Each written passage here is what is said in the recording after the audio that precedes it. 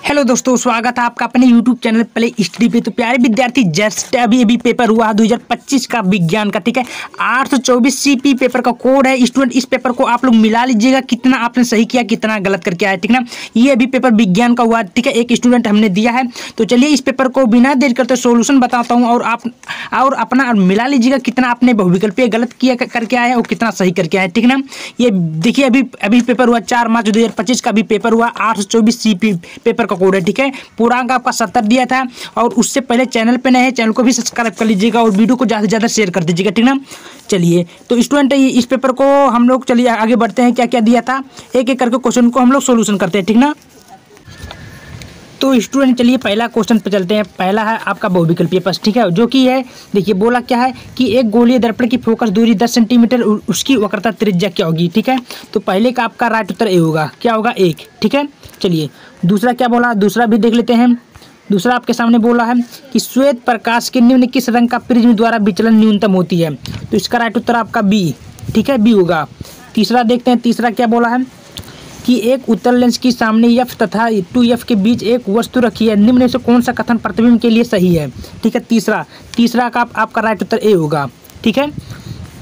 चौथे का देखते हैं कि आँख में प्रवेश करने वाले प्रकाश की मात्रा किसके द्वारा नियंत्रित होती है। चौथे के का आपका राइट उत्तर क्या होगा? डी होगा। क्या होगा? डी, ठीक है। पाँचवें के चलते हैं। पाँचवें का क्या आपका राइट उत्तर है? पाँचवें का क्या बोला है कि 4 ओम का एक प्रतिरोध 16 वोल्ट की बैटरी के सिरों से जुड़ा है, प्रतिरोध के प्रति सेकंड गुजरने वाला आवेश क्या होगा? पाँचवें का आपका डी होगा, ठीक है। समझ में आ रहा है? चलिए छठवां देखते हैं। छठवां क्या बोला स्टूडेंट, एक तार का प्रतिरोध, क्या बोला है कि एक तार का प्रतिरोध R बराबर 9 ओम है, इसे 3 बराबर भागों में बांटा जाता है। तो इन तीनों तार के टुकड़ों को परस्पर समांतर क्रम में जोड़ा जाता है। तो यदि संयोजन का तुल्य प्रतिरोध R हो तो इनका अनुपात R/R हो। तो इसका छठवें का राइट उत्तर आपका कौन होगा? छठवें का आपका क्या होगा स्टूडेंट? ये होगा, ठीक है, बी आपका राइट उत्तर होगा। समझ में आ रहा है? चलिए सातवें नंबर देखिए क्वेश्चन को ध्यान से। इसकी धारावाही परिनालिका के मध्य में प्रतिचुंबकीय बल रेखाएं होती है। सातवें का आपका सी आपका राइट उत्तर होगा, ये सी, ठीक है। समझ में आ रहा है? चलिए उसके बाद में हम खंड दूसरा चलते हैं। अम्ल वर्षम में जल का pH मान होता है। अम्ल वर्षा का pH मान क्या होता है भाई? 5.5 से कम होता है, ठीक है। अम्लीय वर्षा का जिसको हम बोलते हैं, ठीक है। चलिए नवा क्वेश्चन देखिए कि अभिक्रिया Zn + Cu को होल, तो मतलब ये आपको वो अभिक्रिया दिया है, इसमें से आपको बताना कौन सा अभिक्रिया है। तो 9वें का आपका सी आपका राइट उत्तर होगा, ठीक है। 10वें का चलते हैं। कार्बन का परमाणु की संयुक्ता कितना है? अभी मॉर्निंग में बताया हूँ। तो कार्बन की 10वां का आपका राइट उत्तर ये बी होगा, ठीक है। चलिए 11वां क्या बोला, धावन सोडा क्या है? धावन सोडा क्या है सब लोग जानते होंगे। 11वां का आपका राइट उत्तर क्या होगा? बी, ठीक है। धावन सोडा क्या है? क्षारीय लवण है। समझ में आ रहा है? चलिए 15वां चलते हैं। क्या बोला है कि निम्न से कौन सा कृत्रिम परितंत्र का उदाहरण है? 15वां आपका सी राइट उत्तर, ठीक है। चलिए 16वां क्या बोल रहा है कि फुफ्फुसी कोशिकाएं पाई जाती है, ठीक है। 16वां का आपका डी होगा, ठीक है, राइट उत्तर।